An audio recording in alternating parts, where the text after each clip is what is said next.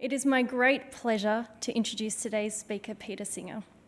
Peter Singer is the Ira W. DeCamp Professor of Bioethics at Princeton University and Laureate Professor in the School of Historical and Philosophical Studies at the University of Melbourne. The most prominent ethicist of our time, he is the author of more than 20 books, including Animal Liberation, Practical Ethics, and The Life You Can Save. His most recent book, The Most Good You Can Do, concerns effective altruism and will be the subject of today's lecture. The Most Good You Can Do is also being sold by the lovely folk at Paperback Books down the back of the room there. Please join me in welcoming Peter Singer to the Wheeler Centre stage.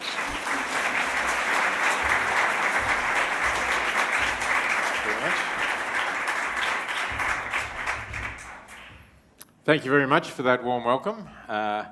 It's a pleasure to see you all here to hear about effective altruism.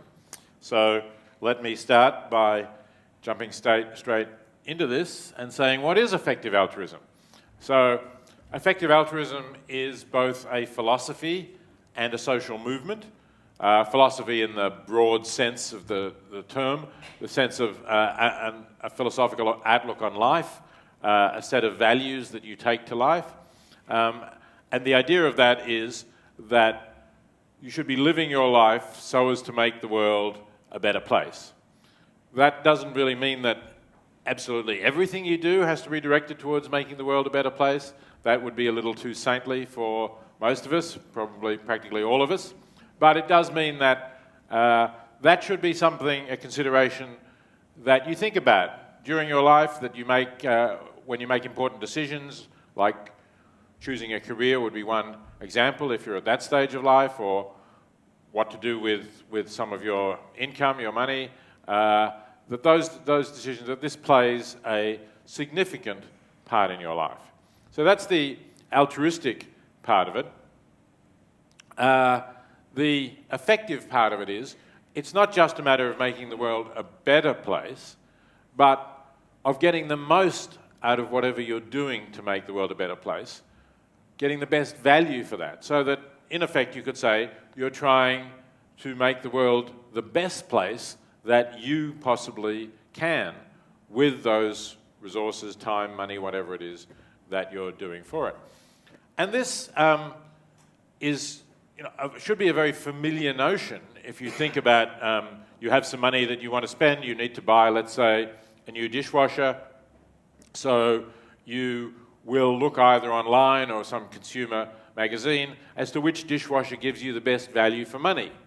You don't want to spend twice as much for a dishwasher that isn't as good as the cheaper one.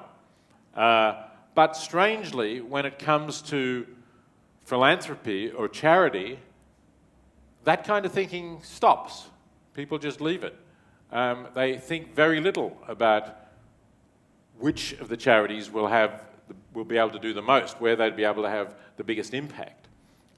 So that's one of the things that effective altruism is saying. Try to get the best value for whatever you're contributing. And I'll say a little bit more about that in a moment.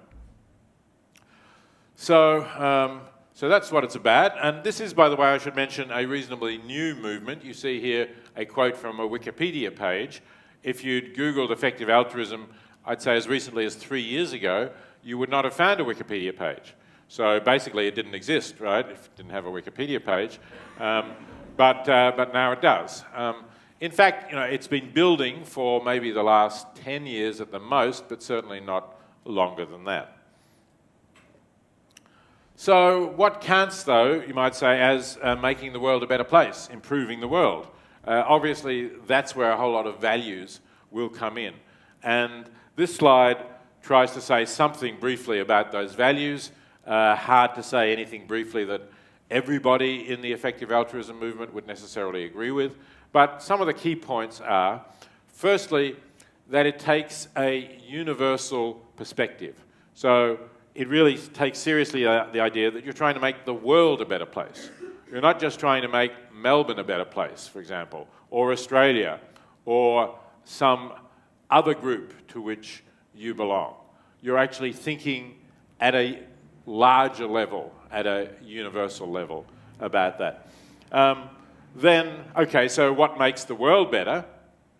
Well, again, you could get different views, but a kind of core set of values, on which most people would agree, is that improving the well-being of the beings in the world, that is, reducing their suffering in particular, but also insofar as you can, maybe increasing their happiness, their welfare, that those things make the world a better place. Then, reducing the incidence of premature death. When children die from poverty-related causes, for example, that's a bad thing. And if you can prevent that happening, it's a bad thing because then those children can live lives of a more normal lifespan. Of course, it also reduces suffering. Parents grieve when their children die. Children suffer when they're ill. But the fact that you're saving lives clearly counts as well. Animal suffering matters, but there would be no real consensus in the movement as to how much it matters. I think everybody would agree it matters some, but one of the difficult questions, just to forestall you asking me, is how you balance the suffering of a large number of animals against perhaps a smaller number of human beings. Okay, then there are other principles that you might think of as morally important. Equality, justice, fairness, not violating certain moral rules. And EAs will generally appreciate the value of those principles, but some of them will say they're valuable because when you have societies that embody those principles, those societies have higher welfare. Generally, there's less suffering because people deal with each other on a level of equality, fairness, justice, and so on. Therefore, their value is really instrumental. Their value is in terms of the society they lead to. Other people, but I think probably a minority within the EA movement, will say, no, I think that they're intrinsically important, even if they don't lead to higher welfare.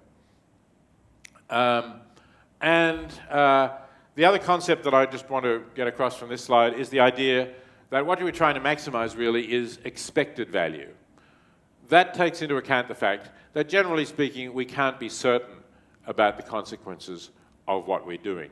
So if you have, on the one hand, the possibility of, with a high degree of probability, saving one life, or the chance of saving 10 lives, but it may misfire and you may save no lives at all, how do you weigh that? Well, the idea of expected utility says if you can put a figure on the probabilities, you discount the value by the likelihood that it will be achieved. So if your chances of saving 10 lives, if you have, let's say, a 20% chance of saving 10 lives, that would have higher expected value than a certainty of saving one life, because you divide 10 by 20%, which is by 5, you get 2 lives.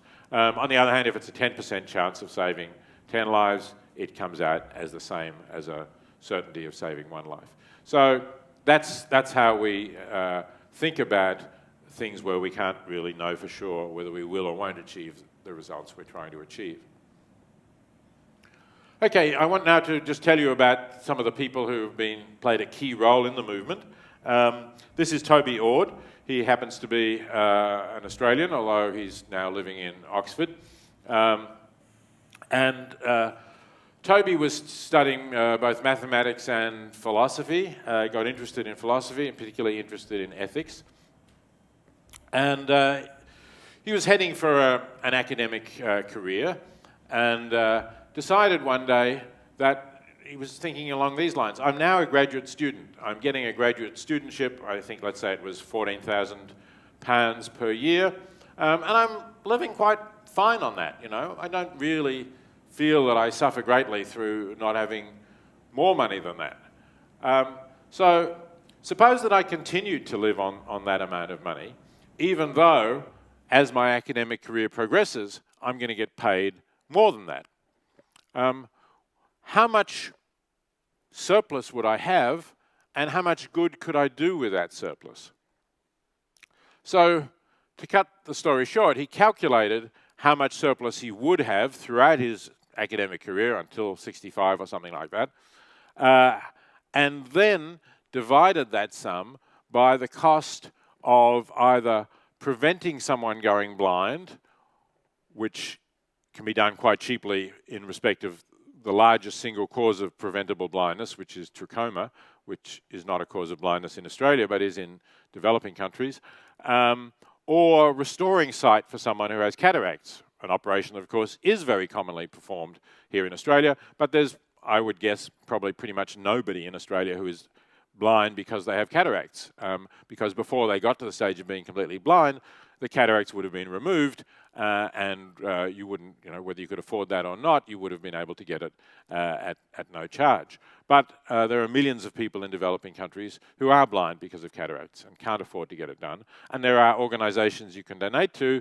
The Fred Hollows Foundation is a famous Australian one, which will set up clinics where that operation can be performed. So Toby calculated that with the money that he would have to spare if he continued to live on something like his graduate studentship, he would be able to save the sight or restore the sight of 80,000 people. And he thought that was a very impressive figure. You can think of the MCG full of almost full of people, and you could restore sight in all of them. Wouldn't that be a pretty incredible thing to do with your life?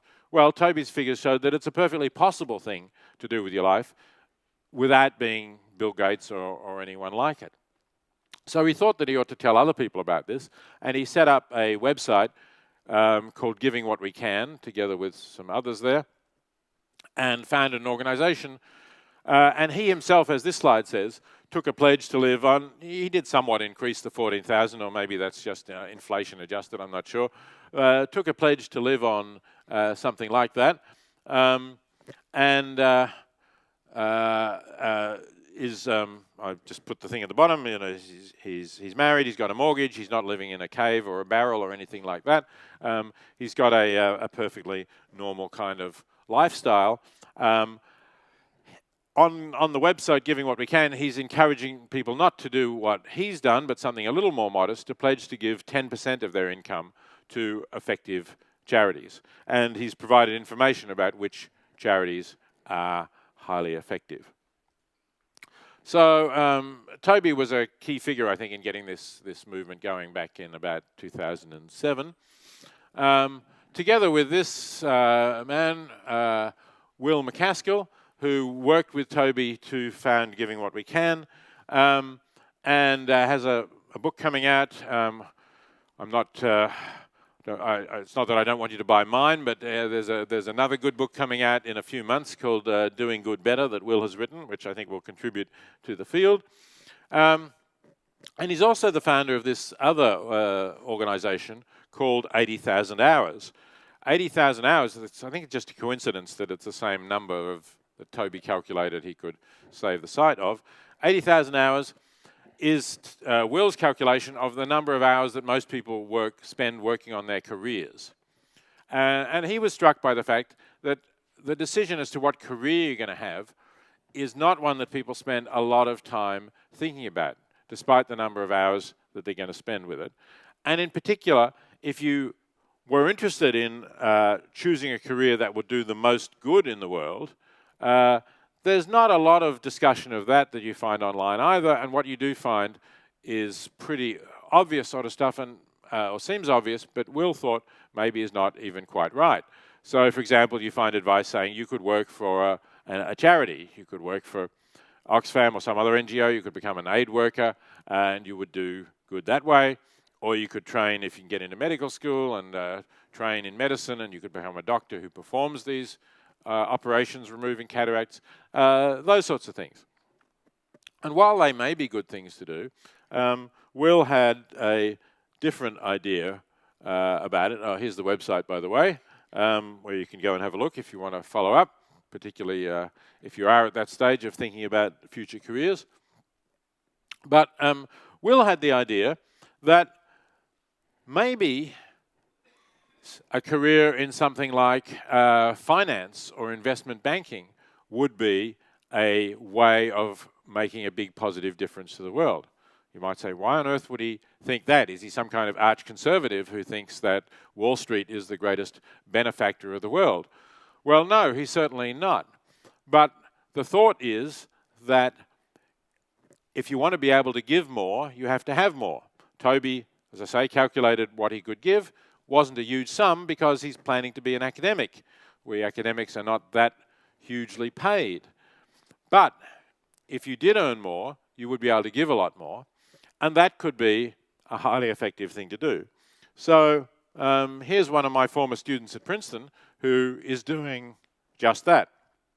Matt Wager was a very bright philosophy student at Princeton, could have gone on to graduate work. He was offered a place at the University of Oxford to do graduate work. But he decided, on the basis of arguments of the kind that Will and others have discussed, there was an active, effective altruism group around the Princeton area. He decided that he would go into finance, and because he had a bit of math in his background too, he was able to land a very well-paid position.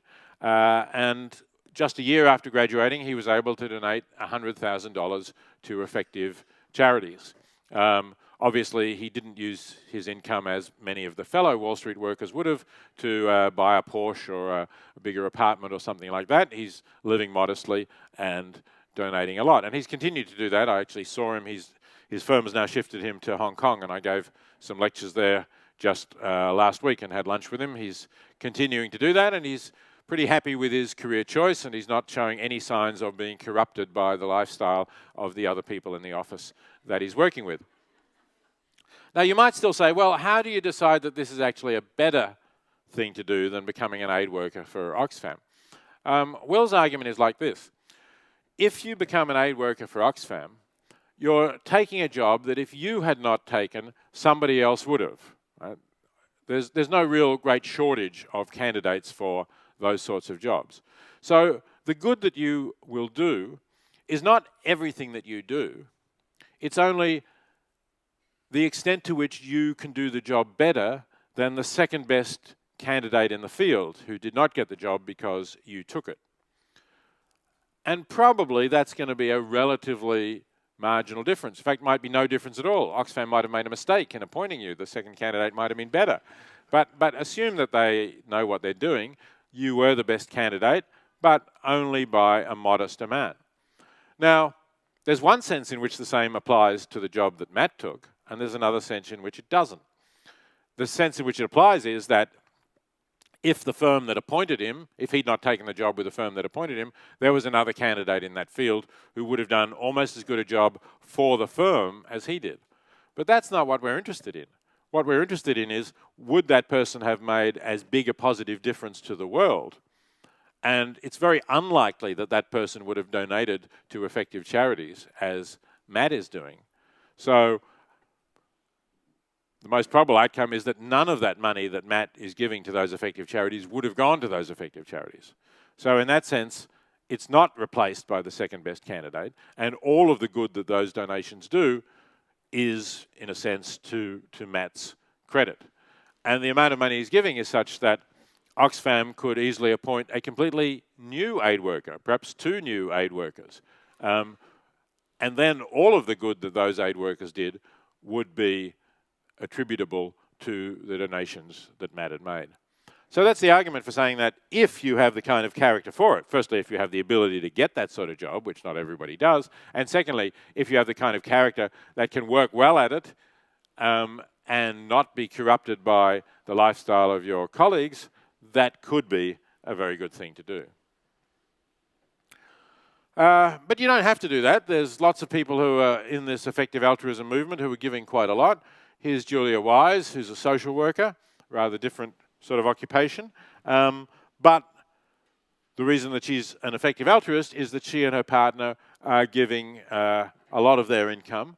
And even when their income was very modest, when it was essentially, I think, Julia's pay, they were still giving a third of their income, which was quite impressive at that level. Now their income has increased because Jeff has a better job, so they're giving half of what they earn. So that's another option. And if you're interested in this, Julia has a engagingly written blog called givinggladly.com, where she talks about her lifestyle, how much she enjoys what she's doing, and ways to be able to live economically and still and give a lot. Okay, I want to say a little bit now about how this movement has the potential to change philanthropy and how we should think differently about philanthropy and charity. And this is the idea of how you choose the cause that you should give to. Now, traditionally in philanthropy, there's a view that essentially any kind of cause is a good cause if you're passionate about it, if it's what you want to do.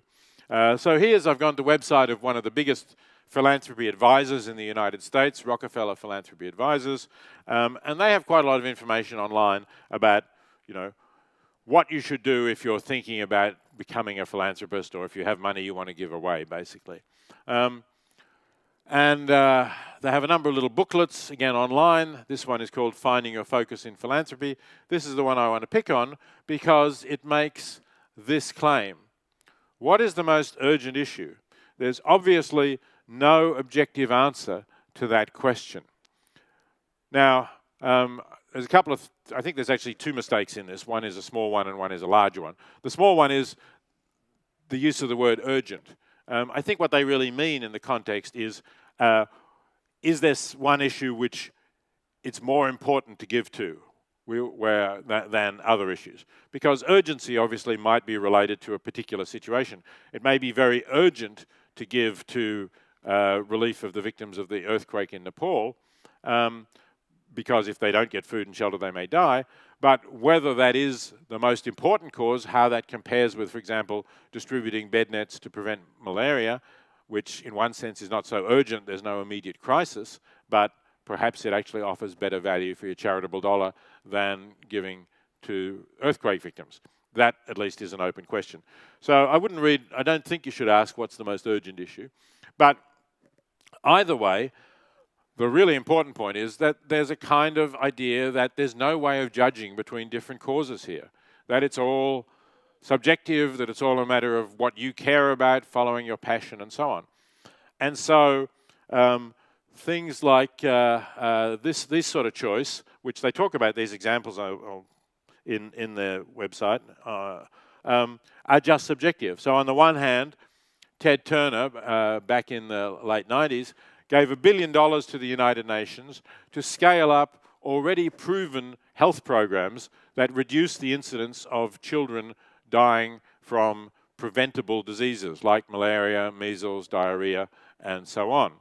That's one thing you could give to. And the other it talks about is a gift by Lucille Packard of a new children's hospital for Palo Alto. Palo Alto is in Silicon Valley, where Stanford University is. It ranks as the third wealthiest community in the United States. So, if you set up a hospital there, you're not going to be saving lives for anything like the cost of Ted Turner's program, which I didn't mention, said down the bottom here, maybe as low as $80 per life saved. I think it's probably not that anymore now. It may have been when it started, but obviously you try to pick the low-hanging fruit. You work in areas where the diseases that you can cure are most prevalent, and therefore you have low costs per life saved. Once you've immunized all the kids against measles in that area, or distributed the bed nets in that area, it may get more expensive per life saved. But it's still going to be far lower than spending between $1 and $2 million to separate a pair of conjoined twins. So, if there's no objective answer to this question, then you can do either. They're each just as good as the other, and that seems to be the attitude that RPA takes when they discuss them. That seems to me to be clearly wrong. We ought to be getting the best value from what we're giving, and setting up a hospital in one of the wealthiest communities of one of the wealthiest countries in the world isn't going to be the way to get the best value. And here's another way that isn't the way to get the best value. This is just, this is not in the book because it just happened last month, I think. Giving $100 million to the Lincoln Center in New York, which, as many of you probably already know, is the premier center for classical music, opera, concerts, and so on. Giving $100 million towards the cost of renovating. That's not the full cost, according to the Lincoln Center, of renovating what used to be known as Avery Fisher Hall, but is now going to be known as, you guessed it, David Geffen Hall. So you could say it's not entirely altruistic either, but apart from that,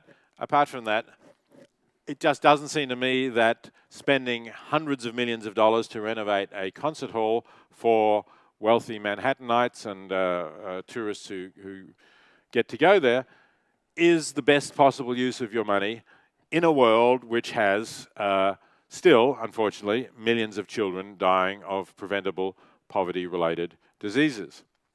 There are more urgent and better things to do with your money. And just let me add, since perhaps some of you are saying, oh, well, but does this aid really work, that the kind of thing that Ted Turner gave to really does work. The number of kids dying from preventable diseases has dropped quite steeply since then. In fact, and it's still dropping. One of the books that's being sold at the back, one of my earlier books, The Life You Can Save, was published in 2009. I'm not sure, maybe that edition was a year or two later and maybe I changed the figures. But in 2009, when I did the first edition of the book, I used the latest UNICEF figures for the number of children dying before their 5th birthday, and it was 9.8 million. In the new book, or the current figures, the latest figure now, is 6.3 million. So, you know, that's, we've cut it by a third in something like 6 or 7 years. That's pretty impressive progress. That's saving 3.5 million lives every year over the rate that it was 7 or 8 years ago. And that's despite the fact that the world's population has continued to increase, and therefore it's a smaller proportion of all the world's children than it used to be. Okay, this is the comparison. This is just a comparison with what Geffen is giving. This is a trachoma clinic treating these children for trachoma, which is a disease that actually gets in their eyes. It's a microorganism that gets in their eyes when they're quite young and very slowly develops and blurs their vision over maybe 15 or 20 years, and then it takes a few more years till they actually go blind. But a very inexpensive treatment can prevent that happening. As I say, the cost is something like $25 to $100. If it's $100, then there's 1 million children whose sight you could have preserved for the cost of just David Geffen's portion of the renovation of the concert hall. Now, some people will say that, well, why shouldn't you do both? Why shouldn't you renovate concert halls and help people in poverty-stricken countries, or donate to the arts and help people help prevent blindness? And this is an example of this. Nicholas Kristof, who's a columnist for the New York Times, wrote about my book and about Matt Wager, the person I just showed you, in the New York Times earlier this month. And one of the online comments was exactly this kind of attitude, which I've had a few times, so that's why I put it on this slide. What about improving all areas of human experience? Playing off one area that needs more money versus another is a false choice. Both arts and treatment of human illnesses are worthy of support. Is it a false choice? If anyone will show me how I can donate whatever it is I'm prepared to spare from what I use to live on to the arts, and also donate the same sum to treating human illnesses, I'd like to know how to do that. But it seems to me that we have finite resources and we do face a real choice. Whatever it is that we think we don't need, that we're prepared to donate to charities, we can give all of that to the most effective cause, the cause that does the most good, or we can give less than all of it to the most effective cause, giving some of it to a less effective cause. And the result of that will be that we will do less good with the amount that we're donating. So, unfortunately, I think we do face a real choice. I don't see a way out of that. Okay, I do want to make sure you have time for questions, so I'm just going to say a couple of brief things about this and then I'm going to stop. If you want to know which individual organisations are highly effective, there's a couple of websites that do research into this. And this is the most rigorous of them, GiveWell, givewell.org. It's a US site. You may not find a lot of Australian charities on it. But it's set the standard for rigorous evaluation. And it's, again, one of the reasons why effective altruism has emerged in the last 10 years. It didn't exist 10 years ago. It would have been much harder to know which charities were effective without the existence of GiveWell. And secondly, this is an organisation that spun off the book I mentioned earlier, The Life You Can Save. And it also now has a set of rankings which I have more involvement in. I don't do all the research for it, but I do discuss it with others who do. And you can find a couple of Australian organisations on that list. So I'm going to pause at that point to make sure that we do have time for questions. So thank you very much for your attention. I look forward to your questions.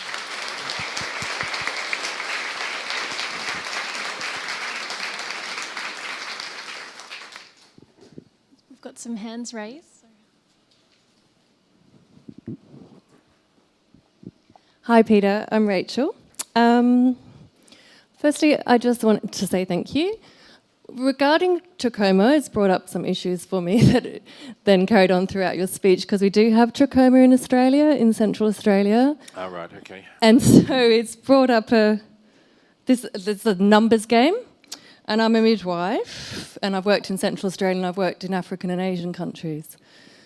Central Australia, Indigenous populations, very small numbers of births, but it's important that those births are well and those families are well, etc. So people that you could say are endangered almost, versus an African context, say Tanzania, where millions of people are suffering and dying. Both of those I've worked in. I just wondered if you had any thoughts about the numbers game and the low resource, high resource, low population, remote areas. Thank you. Thanks very much for the thoughtful question. I think, like most people in the effective altruism movement, I am strongly influenced by numbers. So I would normally go where you can help the greatest number of people. But let me say something else about the trachoma in Central Australia, which you're right, I should have thought of. I think that's a case where, we are a wealthy nation. We have a government that provides health services to us. I think that's a case where we ought to be active as citizens.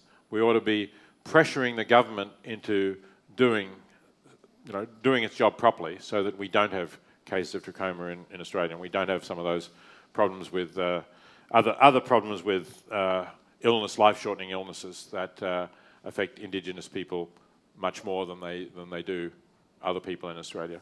So certainly if somebody says, I want to spend some time doing that, I want to make that part of my activist life, getting the Australian government to do more on those things, that would seem a very worthwhile use of your time. I don't know that it's necessary to donate financially to that, to the way that it is to, say, Fred Hollows or other organisations and the work they're doing in that field. Hi, yeah, just a comment to begin. Having worked in the industry that Matt Wager works in, I assume he's actually, even though, look, good on him for what he's doing, I assume he's making a lot of unethical decisions actually at work. So his actual work itself will actually involve a huge number, and he can't be a trader without making, I would have thought, some level of unethical decisions in his day-to-day work. So he can't do it. He can't generate the income without making unethical decisions, would be my first point. And just the second one, even though you, in the beginning you talked about the value placed on animals, it does strike me that there's a lot of the discussion is very anthropocentric about what's the cost of a human life saved, whereas inevitably I would have thought saving more humans leads to a loss of biodiversity amongst non-human species. And how do you deal with that? Yeah, as I said, that's a very difficult question to try to compare saving the lives of non-human animals, and are we only talking about species that are endangered? Because, of course, by far the largest number of non-human lives that we take are the lives of the animals we eat, not the lives of the endangered wild species. So how do you weigh those things up? That's really difficult, and I don't think anybody's got a good hold of that. And I think perhaps that is one issue in which, at the moment, you do have to say, well, think about this yourself, come to some sort of conclusion, and then you will decide whether you're going to put money into trying to persuade more people to become vegan, for example, so there are fewer animals slaughtered, and incidentally, there's also fewer greenhouse gases going into the atmosphere, which is another good thing. Or are you going to, put your effort into saving human lives, or maybe you're going to focus on saving endangered species. So, in a way, I'm still putting that in the too hard basket. About Matt and ethical decisions, two things to say. One is, he's doing arbitrage trading, and his view is that mostly that isn't having any really major ethical impact. I see you shaking your head. So, he thinks it's basically smoothing out price jumps that would otherwise occur. Maybe he's wrong about that. Let's assume that he is wrong about that. You still have to ask the question, would the situation have been better if he hadn't taken that job? Right? Because, as I said, somebody else would have taken that job. Now, Matt, clearly does think about ethical issues. Probably he thinks more about ethical issues than the next candidate in the field. So if he was aware of something really egregious that his firm was doing, or he was being asked to do, I think he would go to the seniors in the firm and say, look, do we really have to do this? Isn't this crossing a line? Maybe there could be bad publicity even for the firm if that's the only way to appeal to the people higher up. Whereas somebody else might not do it. So I don't see it as a reason why he shouldn't have gone into that company. I do agree that there might be a point at which he might need to say, I can't do this anymore because I've talked to the people higher up, they're not listening to me, I just think what the firm is doing is wrong and I don't want to be part of it. If he gets to that point, he'll still be in a position to actually make a difference because he can then be a whistleblower on it in a way that if he'd never been on the inside, he would never have even known about it. Hello, Peter. A slight variant of that. Suppose I had a really great income and I could reduce my tax dramatically, as some rich people seem to manage to do. We've just been reading about that, yes. Yes.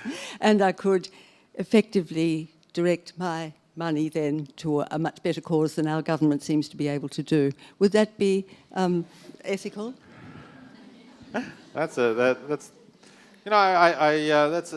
really interesting question. Of course, one of the things you can do by donating, you reduce your tax anyway if you're donating to a tax-deductible charity, and that's one of the reasons why, as I mentioned, this website does have a couple of Australian charities on it, whereas GiveWell doesn't, so you won't be able to get tax deductions for the US ones. But you're obviously suggesting something a little bit more than just taking the legitimate charitable tax deduction.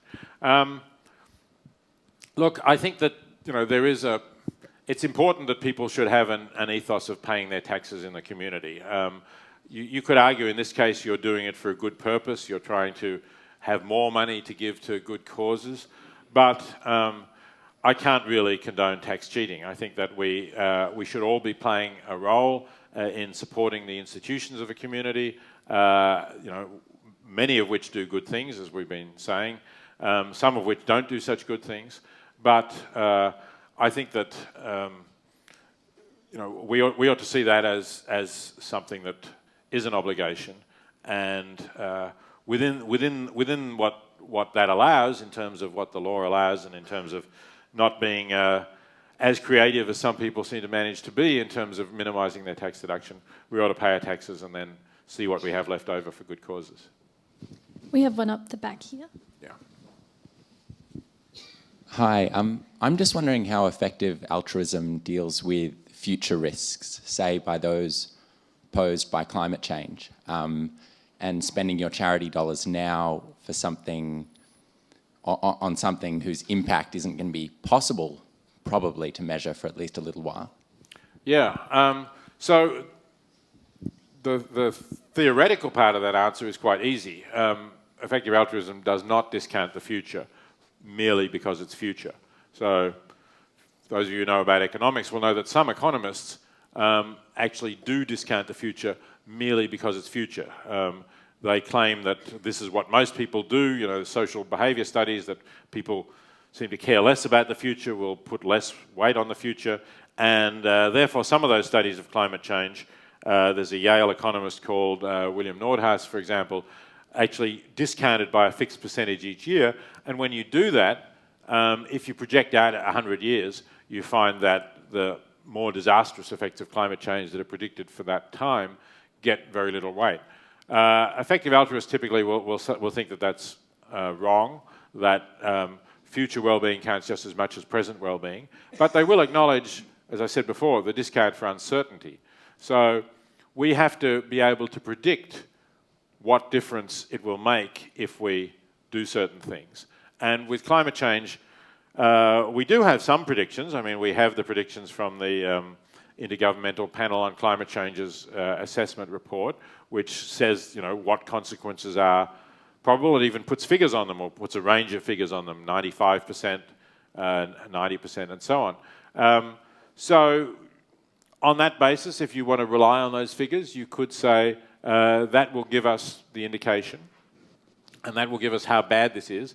And then the next question is, how confident can we be that what we might do to that cause will make a difference? And I think that's probably where the problem comes in there, because really what we need to do to make a difference is to get governments, particularly I'd say the United States government, but obviously Australia can set an example. It looked for a little while as if Australia was setting an example until that was undone by our present government. So, you know, how likely is it that we're going to make a difference to how bad the consequences of climate change are in 50 or 100 years? And that's the more difficult calculation. But if you want to do that, if you want to say, well, yes, the chances that we can make a difference or that my actions can make a difference are very, very small. But the consequences are so disastrous on such a large scale that even a very, very small chance of making a difference to such a big, disastrous outcome is worth doing. I think that that's a perfectly reasonable course to take. I'm not going to try and persuade you that you should do the smaller things that you can do here and now with a higher degree of certainty. I think both are reasonable strategies. Unfortunately, we have time for one more question. Thank you. Thank you for your time today. I guess this is just my own curiosity and a personal question for you. How much of your income, or what percentage, do you give? And to which charities do you personally donate to? Okay, good. I'm not as saintly as Toby is, I have to say. I don't live on a fixed income like that, but I give about a third of what I earn to charities. So I'm lagging a little bit behind Julia Wise and Jeff Kaufman as well. You know, it's a little hard to defend any particular figure. I think I should probably be doing more. I hope I will be doing more when, as I get more, if you like, you know, free cash that I can donate. At the moment, a lot of it is tied up in things. But I think that people find their own, you know, find what they're comfortable with, and then try and do better next year. And so that's the stage that I'm at. Which charities? I do donate to Oxfam as one of the charities that I've been donating to. Have been doing so for many years. I also donate to charities on the list here. So I have been donating to the Against Malaria Foundation, which is the top-rated organisation in terms of distributing bed nets against malaria. I've also donated directly to GiveWell because I think the research that they do is important in trying to help other people to donate. So that's a kind of, you know, at a higher level, if you like. If I can donate to them and they can use that money to influence several times that amount to go to effective charities, I think that that's a useful thing to be doing. I do also donate to some animal charities. I should have mentioned that for those interested in animal charities, there's a website, though again it's an American one, that tries to do for animal charities what GiveWell does for poverty-related human charities. It tries to evaluate them. It's much smaller than GiveWell and it hasn't been going as long, but it's called Animal Charity Evaluators. So you can Google that and you'll find them. And I give to one of their top-ranked charities, which is called Mercy for Animals. It's a US charity. I'm a US taxpayer, so it makes sense for me. It would probably make more sense for you if you're interested in animal welfare to give to Australian organisations. And when I was in Australia, I have supported Animals Australia, which I think is my guess as the most effective of the animal charities in Australia. If I had $1 for every smile and nod I saw during the Q&A, I would now know where to find my research for where to donate those dollars. Please join me in thanking Peter Singer for today's lecture.